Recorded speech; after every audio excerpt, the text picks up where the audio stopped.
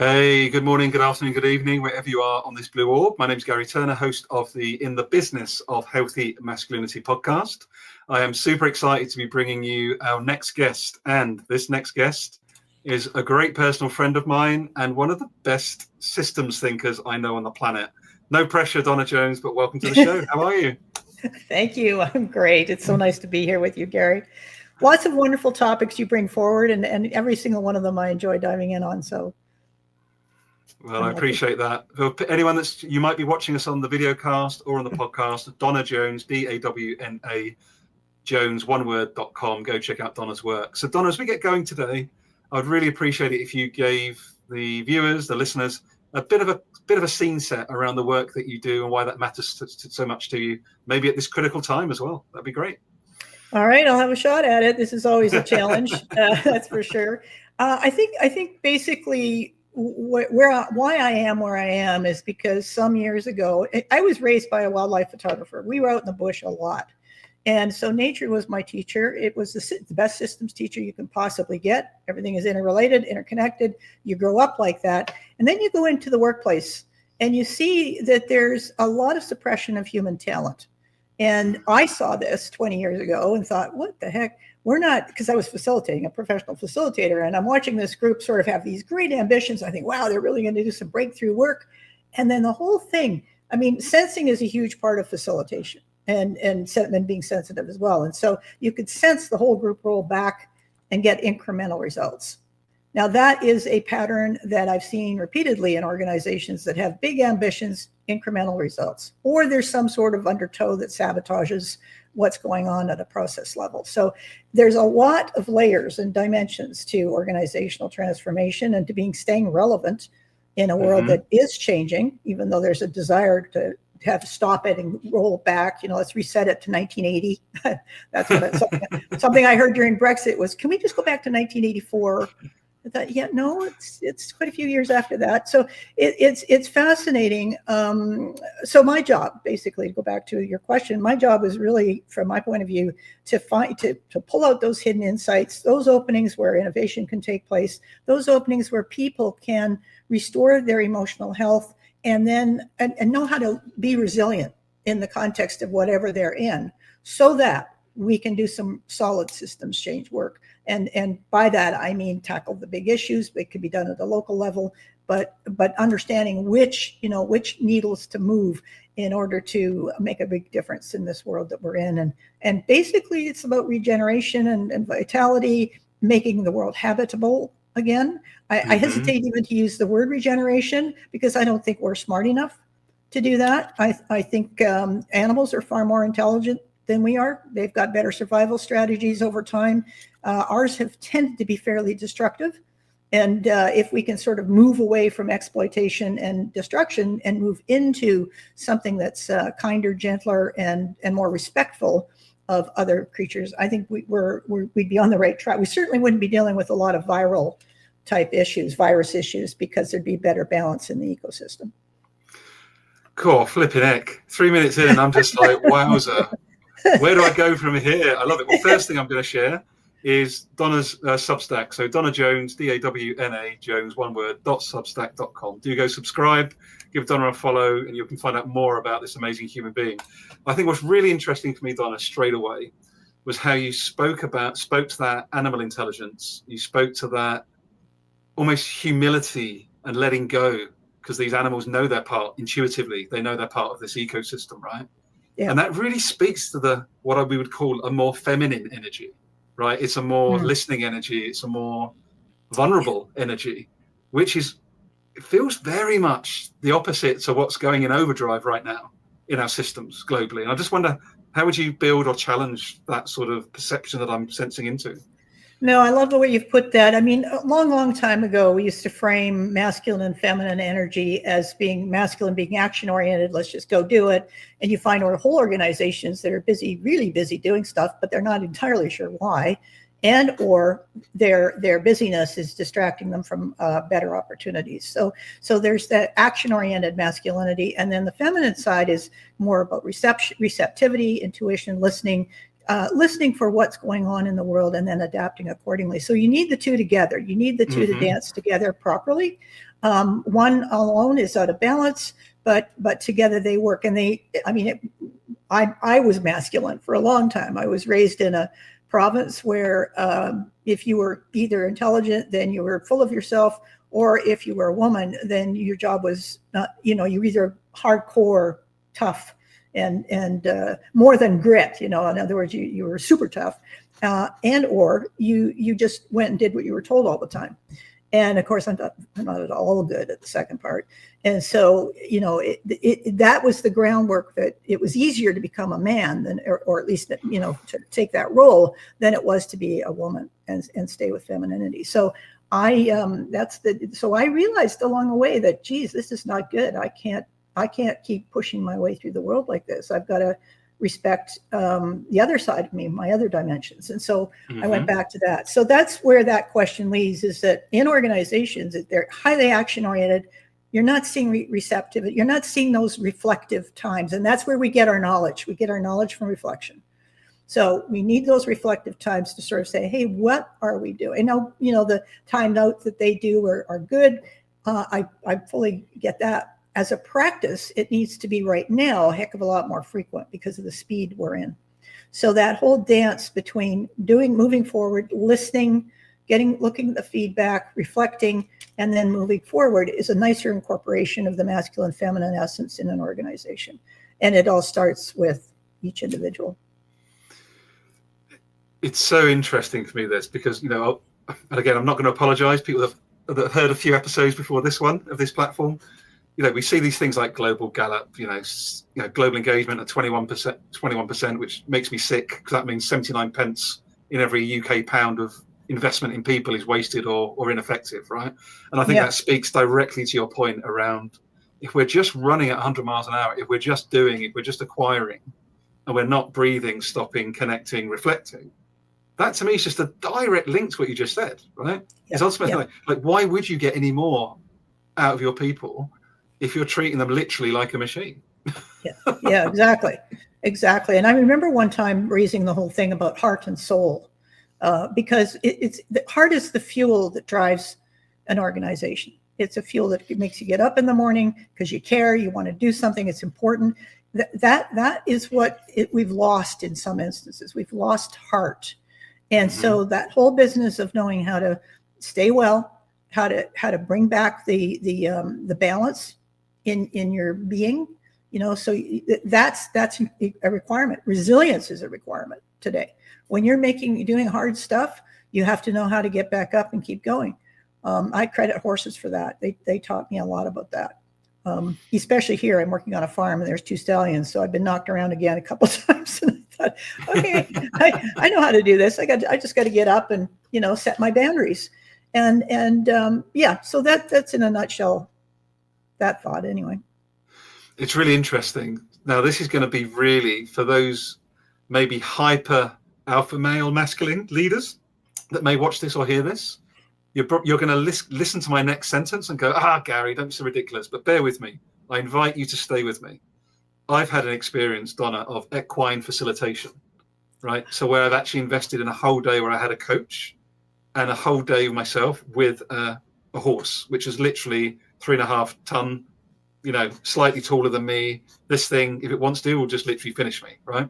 And by the end of this day, I was walking down a lane here in the UK, and I had the loosest grip on this piece of rope around this 3.5 ton horse's neck, and we were walking in lockstep.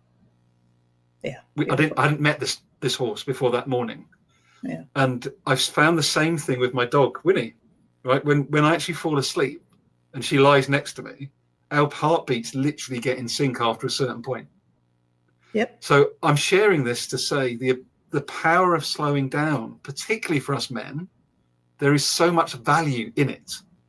And somehow we've got to reprogram ourselves to believe and understand that there is untapped value in the spaces where we stop and when we breathe and when we connect with people that don't look and sound like us. That's my experience. And I'm wondering if you would add, build, or challenge around any of that, Dawna, from your experience. Oh, gosh, you know, right away you made me think of Nick Zanuck, who was, Ford executive, and he was my mentor in the early years. And he did some work with horses as well, and he really understood he really understood what they were telling us. And he picked a tough horse. He picked a really dangerous horse to work with, but he learned a lot from it, and that was his style. But he, sorry, I just lost my train of thought for a second. He was interesting because Nick basically said, if you put an alpha horse in with an alpha CEO, the horse will win. They know. They're bigger, they know how to do it. And so out of that relationship comes some humility.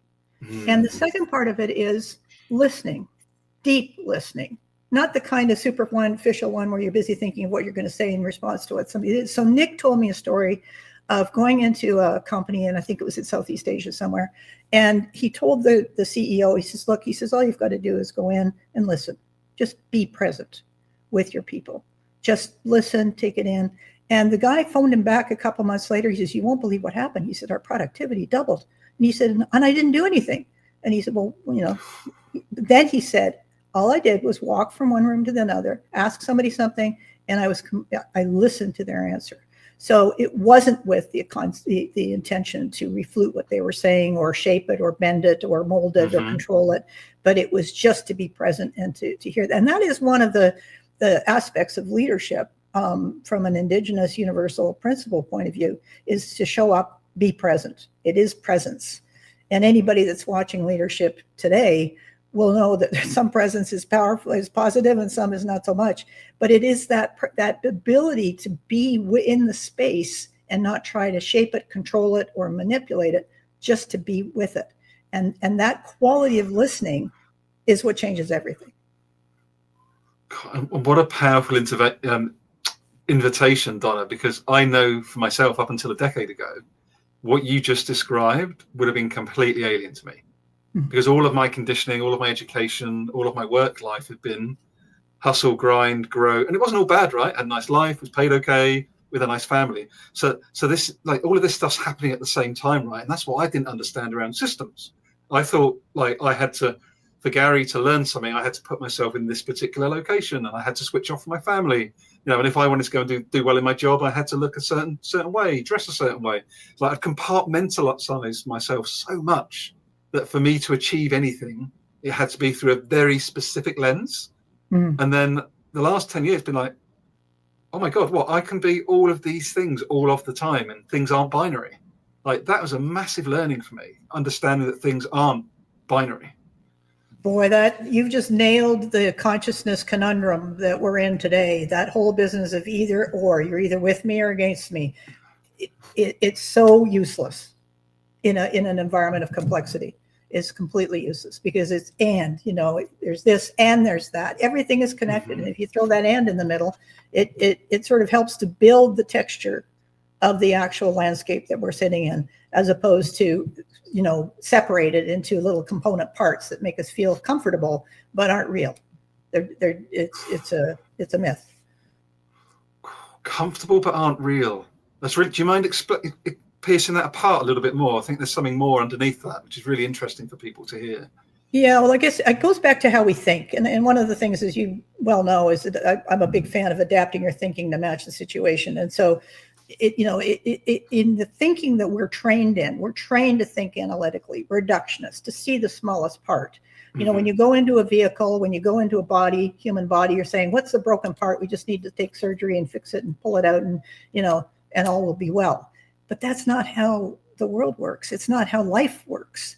Life works in interrelationships. We know there's epigenetics. The environment shapes which genes get turned on, which genes get turned off. So there's a whole lot around that has to be incorporated into it. So does that fully answer your question? Or yeah, no, not at all. No, as you would say, there's no right answer, right? I was intrigued by what sat behind it for you, because there's a really troubling trend that I'm seeing, and as you know, I operate within some quite big business context on it, and I'm witnessing some quite degenerative actions, such as Novo Nordisk, sadly, as you know, as one of the darlings of big business, of pharma, of the Danish economy, has literally just wiped 10% of their employees off of their balance sheet to save 1.3 billion a year, even though they're making 8.7 billion clear profit in just 6 months of their work.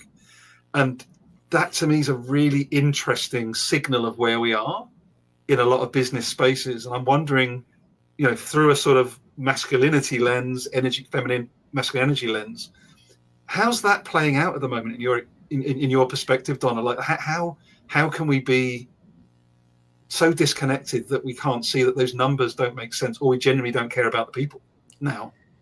Yeah, I mean, that was such a disappointing decision. I can't even begin to say. In 2011, there were exemplars on the LAMP Index, Living Asset Management Performance Index, that my friend and colleague Jay Bragdon put together, who's an advisor for high net worth companies. They were on the list, and why were they on the list? Well, because they managed according to the principles of life.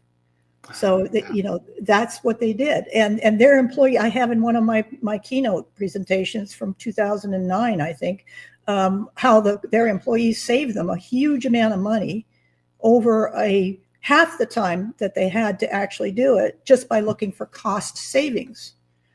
And so neurologically, if you say, well, can you help us save money, your employees will do that. Then they will find places where you're bleeding cash left, right, and center. And those are like top level, the easy ones, the top, the hard, and then the habit, the traditional company management reflex is to cut costs, and that's a complete lack of insight into what makes an organization work. If you're still in that cutting costs thing, you're looking at one side of the balance sheet and you're not paying attention to what's going on in the outer world. That's how I would see that. So that's an action oriented, without any kind of reflection, without any context. That's the other big thing for me right now is the assumption is we're in the same context that we were, I don't know, pick a couple of decades ago. The assumption is things have not changed. But what's changed is the linear thinking that built these institutions that cut costs without paying attention to consequences. That isn't working. That's what's, doing the exploitation. It's what is making people cut costs without any rationale at all. And in order to shift that, we have to look at things with using a much wider lens and a more flexible lens. Because there are times, you need to look at something specific, but the habit is to look at something narrowly and forget that it's a big picture, and to take a look at it from that perspective. So I think this whole business of context awareness, being aware of the wider context, and I don't mean situational. Some people think that's what I mean. But situational is you and I right now in the situation. Context is what's going on around us, behind us, above us, on a global scale, even at some point. So I think that's what happens is there's a habit of thought. It's kind of like mice running around the chemical trail. There's a habit of thought that people stick with, and they actually don't know how they got to where they got. They haven't noticed that it is those principles that got them there, and it is those principles that saved the money, and it is their people that were behind those principles and putting them into play because they had meaning and purpose. They had shared meaning and shared purpose. It's easy to cut costs. That's a no-brainer. But the consequences of cutting the cost have a high, they're extremely expensive for corporate reputation, for corporate productivity, for the future of an organization, and for right now, trust. Trust is the big ones. So, yeah. That's so huge. And I'm really interested. I'm sort of answering my own question, but I want to try and expand on it a little bit. You gave some ideas as to how they used to operate. They sort of worked in line with the principles of life, etc. In the current context that we're in, let's say you were consulting the new CEO, he'd asked for your help around some sort of disruptive thinking, or he wants to ensure he keeps emotional health in the business. What are some other ways that you might have suggested that they dealt with this perceived issue of cost, or maybe the sales pipeline is not as strong in the next 1, 2, 3 years? What other actions could they have taken that weren't the blunt cut costs, get rid of 9,000 people? Novo Nordisk was known for going to its people to ask for solutions. They have and had a very trusting relationship between management and employees. Now, I'm saying this as a perception. Internally, somebody would say, well, no, they didn't. But as a perception for what you could see from the outside, knowing what the principles were that they were following, whether they were aware of them or not, I think the shortest answer would be ask the people. Yeah. Because there is a problem. Presumably there was some problem. The rationale was not at all clear to me, apart from just cut. That's a knee-jerk reaction. Everybody knows that one. It's simple. You don't have to think. But a more reflective response would have been a good idea, just to say, here's the situation we've got. Let's take a look. Let's ask, what do you see? What are the opportunities here? And that would be working off of the relationship that Novo Nordisk had already had with its employees. You couldn't do that if you were an organization that had already destroyed trust so badly that you would ask and they just say, I don't care. I'm just showing up for my paycheck. Yeah. Because you've already burnt the trust up. And a lot of companies did that during COVID. They burnt their trust bridges completely just by letting people go without really caring, making it a mechanical move and not a compassionate, but not balanced with any kind of compassion.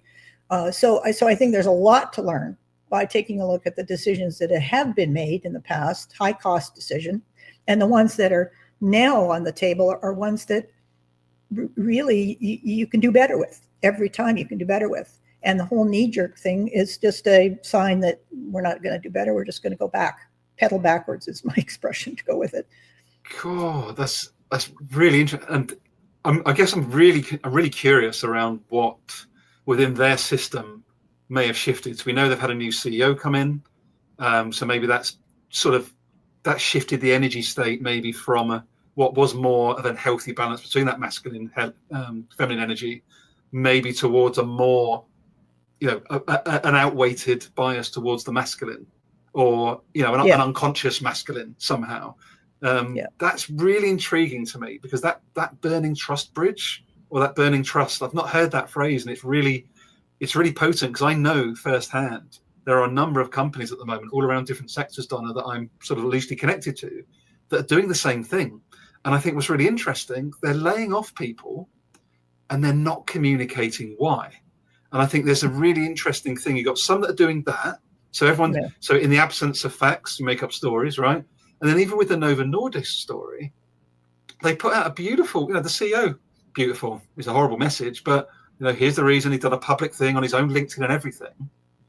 But anyone with even a slight commercial mind would look at those numbers and go, you're laying off 9,000 people. You want to save 1.3 billion per year, but you're making 8.7 billion clear profit after R&D and all your costs every 6 months. So the numbers, it can only be that the markets have said they want something, or we've promised something to somebody else, or we've got a massive debt we have to pay off. And the only way to pay it off is without people. Or I'm a new CEO and I'm going to make my mark by making a high impact decision that has absolutely no substance. So in other words, it's more hubris, more ego driven, more insecurity. Like there's a lot of stuff at the executive level that operates at, and even at the political level as well. We can just look at that globally, where the emotional or the emotional security of the leadership is not grounded at all in well-being. It's off the mark. And so that's when power and control, I wish we didn't have so much bleed between those two words, power and control. Power is something intrinsic, powerful. It's something you want to be, but control, well, that's what we're seeing in autocracy. We're seeing that in the idea that you could just cut all these people that have been making your organization successful when you really don't have a solid rationale for doing so. You just don't. And so is this my way of making my mark, making a high impact decision that people will notice me for? That's more ego driven. So I don't know what it is for this gentleman, but I do know that if you don't have a solid rationale for why you would cut that many people, then at some point you got to look in the mirror and just say, what was I thinking? What am I thinking? What assumptions am I making? You've got to be able to ask those hard questions to yourself, because when you can do that, then you can ferret out the underlying opportunities to advance your leadership in you, not necessarily without, you don't need the whole external validation to sort of say, yeah, they got it right. But no, it's what am I doing? Really ground it in a solid set of principles and security emotionally. that doesn't have hubris attached to it. It doesn't have ego attached to it. Ego in the higher sense, of course, but not in the sense of I need to have control over other people's lives and see how much damage I can do in one decision. It's really intriguing. So you've been one of the people that have sort of introduced me to like self-management or self-organizing as a principle. And I just wonder, Dawna, had this new CEO, despite all of these, whatever's going on in his own head, to have asked the people who you're already paying salaries to, what can we do as a collective unit, of 100,000 people, Dawna? Like, we've got the technology. Like, how would they not ask the question, look, there's a risk to us of how can we find 1.3 billion of savings per year across our 100,000 person company? Would every one of them not want to be part of that? I'd love to be part of that ongoing journey. And like you say, they've already been part. I keep forgetting that part. It's wild. It's wild. Yeah. They asked that question back. I mean, I don't have my keynote data. I'm terrible at remembering numbers, but they had Novo Nordisk had gone to their people and said, look, we need to save this much money in COT without. So their question was triple barreled. We need to do this without doing this in order to achieve this. So 3 different aspects to the question. Now that elicits a level of creativity that you don't get when you say, "Oh, cut costs, just cut those people." That there's no creativity in that. There's no thought in that. It's just go do it. But in the kind of question they asked, the employees inside Novo Nordisk went to work and saved way more than the target was required, and did it in half the time. They had 10 years to do it, and they got it done in 5. Again, the numbers are in one of my keynotes, but. You ask your people if you haven't broken your bridges with them from a trust point of view, and you've given them a meaningful task, a goal or whatever you want to call it, but you've given them something that's holds shared meaning, that brings out the heart in people, and you'll get amazing stuff, amazing results. Thanks for sharing that. You're helping me go, yes, Gary, keep going with this crazy project of yours about healthy masculinity. Yes. because honestly, I also empathize, right? I empathize a lot, because where are those traits coming from? Where's that hyper masculine, unhealthy balance coming from?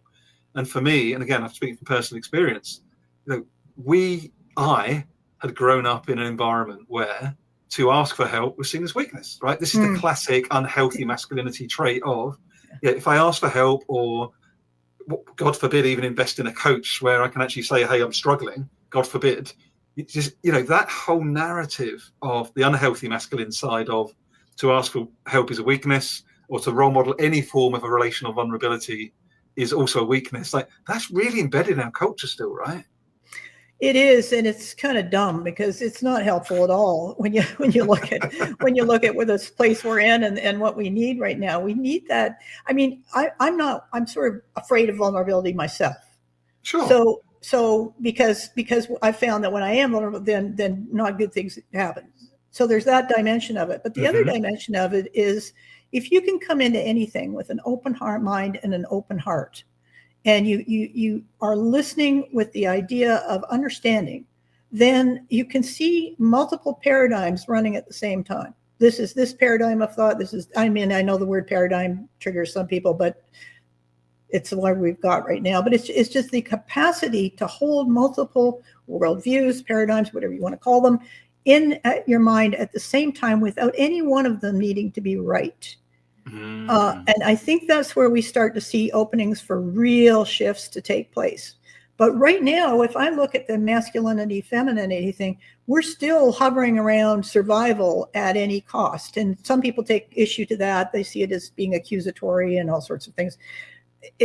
We haven't been paying attention to the cost at all that we've been exacting on the planetary resources. So that's why I say that it's not an accusation or any of that. It's just that's a reality. So so I think when I look at the masculine feminine of it, the dance is at a leadership level, and self-leadership being one dimension of that. The dance is, I've been acting and doing and busy and doing this. I need some time out just to reconnect with myself. I need to remember who I am. And that's the place where you might, whether it's there's different kinds of ways to do that. For me, it was a daily walk in the bush. I just had to be in the forest near streams. And today it's horses that do that. But you just have your place where you can reconnect and listen to yourself instead of just what all the feedback you're getting from this is good, this is not, all that external stuff coming at you. It's the time to stay aligned with who you are and with your sense of purpose and meaning. And that requires masculine, feminine dance. It's a dance. So you move forward, test it out, come back, reflect, listen. It's also the same podium that we take the experience that we've had, reflect on it, and out of that comes knowledge. And then out of that comes wisdom. And so that's sort of, in my world, a very critical aspect of how we evolve as humans and mature as humans. So there's a whole lot of actions that are taking place today that would reflect my emotional immaturity. Mm-hmm. And the need to move from emotional, immaturity into maturity is one that requires the feminine masculine dance. Let me just be grounded and centered in who I am, and listen carefully to myself, my heart, what I care about, and then move forward from there. Do you know what I love? What I love so much about a conversation so far, and I hope anyone listening or watching is getting this as well. So much of what you've described, Dawna, and what we're discussing actually doesn't cost anything up front. So much of it is literally what we're like listening to us. There's so much value that leaders and employees at companies could get by just taking those prompts from you, right? To breathe, to find the thing that you can get creative within. Where's the place you get downtime in your mind? Like, so much of this can be done within you at first before, you look at even your wider system, right? Yeah. I was listening to a coaching call. This is some years ago now, where the boss was coming in and he was just going straight to his desk, and he was like this. He's got his blinkers were on. He was there to do. And his coach sort of said, "Hey, what would happen if you walked in and said, 'Hi, how are you this morning?' And how are you?" And just acknowledged a few people. Well, the whole workplace changed, because all of a sudden, other people existed in that individual's mind. And that's such a simple outreach. It's just like, that's a heart-related outreach, just to say hello. So that whole, being able to respect and honor both dimensions, both essences, the masculine of moving forward, the feminine of, reflection, receptivity, listening carefully, being able to hold multiple views at the same time. I think that's an essential requirement for today. I don't think there's any way around it. I'm watching some incredibly dumb decisions being made because that dance is not there. There's more ego in the decision than there is intelligence, and the two of them sit in very different places. So I think we've got a real opportunity, and that's why I love the program you're doing and what you're doing here, because it really allows people to put that out front and center and just say, hey, what do I really want for my life, and how much peace do I want to live with? And I mean, you also, I know you've talked to Helen, and we were talking about, she and I, in one of my podcasts, we're talking about my live stream. We were talking about the whole business of people getting to a place now where they're sort of saying, hey, this isn't quite the thing I thought I was going for, and that's because no one was listening. I mean, it's just forge ahead. If we do this, then this will happen. That's that, cause effect thinking, reductionist. I'm aiming for this. Well, when you get there and that's not there, the destination as you had visualized it is not there, what then? Well, now it's a good time to think differently about it and come at it a different way and see it through a different lens and shift perspective, which is probably the most powerful. And I think this is science back somewhere, but shifting perspective is probably the most powerful transformational skill sets that you can have. It's just to completely shift how you're seeing things. It's so beautiful. It's really reminding me of my own journey, Dawna, where I remember sitting in my flat down on the south coast of the UK in Bournemouth back 10 years ago, and literally I drove down there after running away from my employer because I felt so hollow and disembodied and like, what is all this for? And it took me 3 days. Literally, I took myself to a hotel for 3 days and more or less sat in silence for 2 of those 3 days, just staring at the sea. Like, I was literally just completely gone. But coming back after those 3 days, something had shifted. the curiosity somehow had sort of reignited itself somehow. Like I didn't really do anything, but it was creating, like, by allowing myself to take those 3 days out and just not be do rush, responding to everybody else's whim. Something just intuitively, something energetically around me, there's a space, and that created a curiosity. It created a possibility that just wasn't there before that moment. And I think this is really a challenge as well for us men, right? Is again, and the other side of that for me, Dawna, was when I was much younger, was stuffing down emotional suppression, because when I was bullied as a kid, I didn't know how to process it. Didn't have the emotional literacy to say, hi, I'm hurting. Can I have a chat with someone, please? It's like, oh no, society says I shouldn't feel that. Stuff it down, stuff it down, stuff it down. So I just really want to share these couple of stories, my personal stories, with people listening and watching, just to say that's totally natural. Like, you're not a freak, you're not odd if you feel any of that stuff and you feel the need or desire to push away feelings, right? I just feel that it's not helpful in the long term to keep doing that. It's definitely not helpful in the long or the short term, for that matter. I mean, you can buy yourself a certain amount of time by running mentally through everything, but honestly, that's what robots do. So you actually, we don't need, to become robots. We've already got that technology now, and it's getting better and better all the time. So now is when you need that balance. You need that better balance, because I mean, I know when I'm in certain environments and I don't feel safe, I'll go to my mind right away. My mental, not my mind, that's more of an integration, but the mental will take over. And it's like a fire hose, I've been told. So I'm not proud of that, but there you go. And when you're in in these places of growth, it's more of an embodied sense of wholeness between the mind and the heart. And so I think that what you've just described there is for men, and quite a few women too, because some women have thrown on men's pants in order to get jobs done and get things done. Maybe there's an addiction to the TV or something else that's going on in the household, but whatever it is, this is the opportunity where the integration between, or the dance, I still think it's a very dynamic dance between the masculine and feminine. That's where it grows.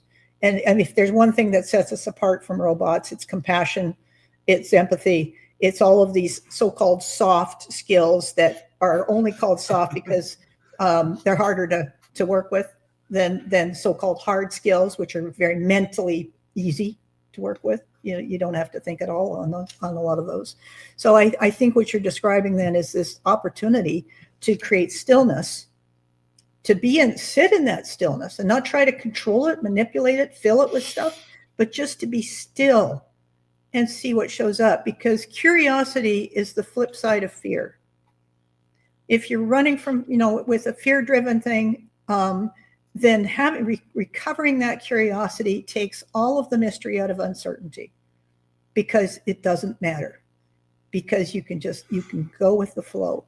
In that curious state, you can ask yourself questions, you can ask the environment questions, but you can stay grounded in the reality that whatever questions you ask, you have the capacity to work with what shows up. And that's, I think, the greatest benefit of that delicate masculine feminine dance. God, you're such a gift on it, honestly. It's just really, no, but you are. We've had conversations before, and I think there's always different nuggets that pop out when we have these. And I think because we're coming through this healthy masculinity lens, for me, it's bringing a fusing in a different way, for me personally, somehow, particularly with where we're at in the sort of geopolitical climate, in the business climate. And I just wonder, just as we start to wrap up today, I'm like playing with a thought experiment going, I wonder what would happen if just these handful of world leaders, business leaders, who are clearly, they're not only in their unhealthy masculine, they're in colonial domination mindset right now, let's be honest, recolonization mindset. That could shift, couldn't it, Dawna? Right? Yes. If they want, like, we're not talking about an unlearning journey of 35 years. Like, we're talking like that could literally flip somehow under the right conditions. Is that right? Absolutely. It's a shift in perspective. It's a real fast shift. I mean, it's funny. I remember being a coach in a big public forum, and I was talking to this couple, and insights are one of the things that I come up with. And I sort of said, well, this looks like da-da-da. And she said, I've been carrying this for 13 years, and all of a sudden it's gone. And It was just a shift in perspective. So then she was angry because she carried it for 13 years, but that's a different decision. In the moment, it's just like, okay, it makes sense now. Now I understand what happened there. And as soon as you understand what happens, that shift in perspective changes everything. So yes, I think there can be major flips in change. Whether or not the egos involved will allow, because they're all operating at a lower level of ego. This is not an elevated, solid, trustworthy relationship with the self that we're seeing certainly in government decisions and government agency decisions, and at the political level, we're not seeing that. We're seeing a lot of childhood stuff play out in big ways, unfortunately.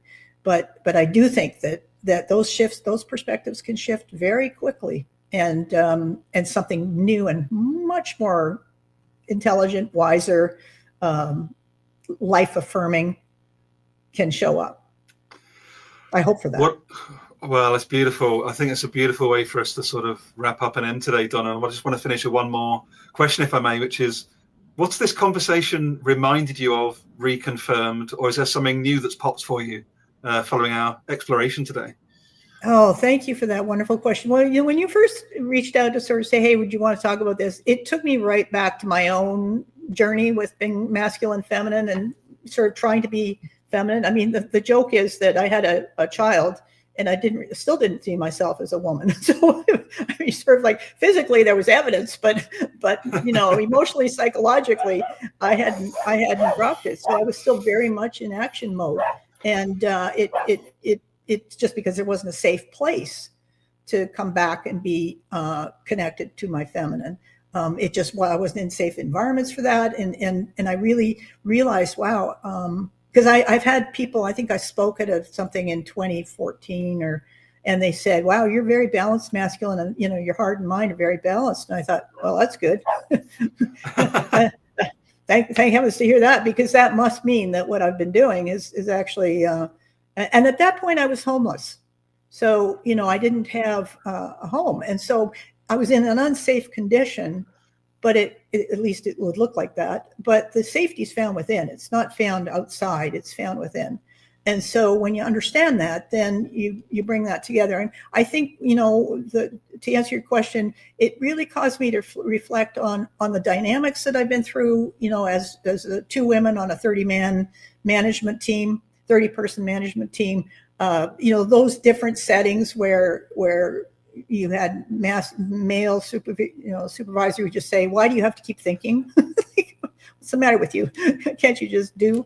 And so, there's a lot of different, and I think I've told you, there are two women here who work for regulatory agencies who have just given up lost trust with men completely. So a lot of those conversations came forward, and it allowed me to kind of reflect on my own journey with it, but also on what we're still doing. Like, daughters are still going into those environments. They're still getting beaten up, and or minimized or micromanaged, or there's all sorts of conditions that honestly haven't changed that much, or as much as they need to, if we're really going to work together to make a better world.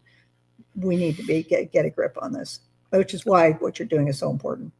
Well, thank you for being part of the journey and co-creating this journey with me, Dawna, because I think what I want to leave listeners with, and with any viewers, is I'm going to get just like final thing is, don't think for a sec, like this is, you could say, is it a humanitarian podcast? Are we just trying to be more human?